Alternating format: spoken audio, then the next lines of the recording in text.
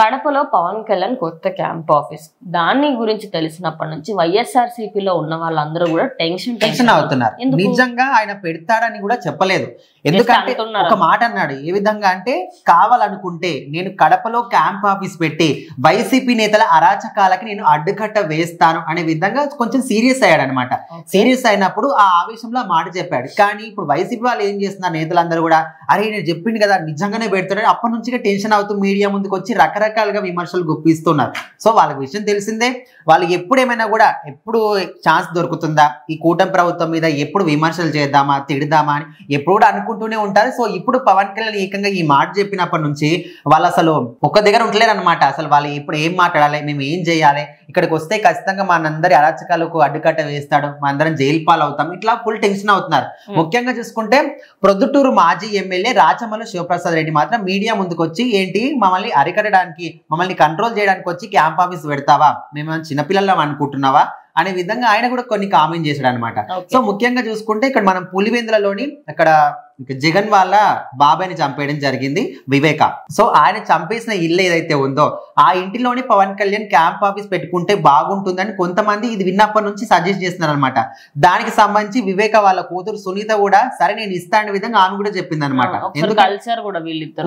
అరే ఎందుకంటే ఇప్పుడు వాళ్ళ నాన్నగారు చనిపోయారు, అది మరి జగన్ కాలం చేయించడానికి ఇప్పటికీ అభియోగం ఉంది.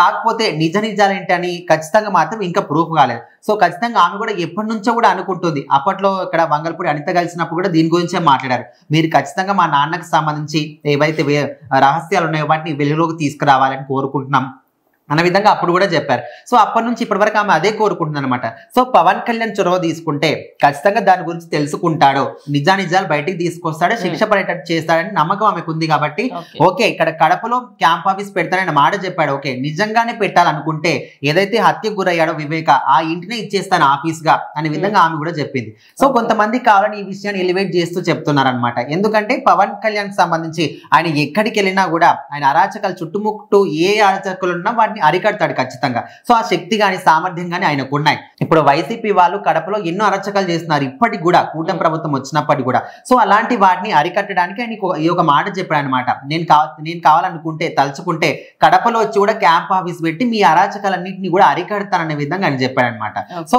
ఆ మాటకు సంబంధించి ఇప్పుడు వైసీపీ నేతలు అందరూ కూడా ఒకరి తర్వాత ఒకరు మీడియా ముందుకు వచ్చి కానీ ఇప్పుడు పవన్ కళ్యాణ్ మీద కొన్ని విమర్శలు గుప్పిస్తున్నారు. ముఖ్యంగా జగన్మోహన్ రెడ్డి ఆ పులివెందులకు కడపకి ఆయనకు ఎక్కువ అటాచ్మెంట్ ఉంటుంది. ఎందుకంటే ఎప్పటి నుంచో కూడా ఆయనకు తిరుగులేని ఒక నియోజకవర్గంగా జగన్మోహన్ రెడ్డికి ఉంది. సో అలాంటి ఏరియాలో పవన్ కళ్యాణ్ క్యాంప్ ఆఫీస్ పెడితే ఖచ్చితంగా వాళ్ళ అరాచకాలకి ఒక జగన్మోహన్ రెడ్డి నియోజకవర్గంలోనే వచ్చి ఉంటే ఖచ్చితంగా ఆయనకు ఒక తిరుగులేని ఆయనగా పవన్ కళ్యాణ్ ఉంటాడు.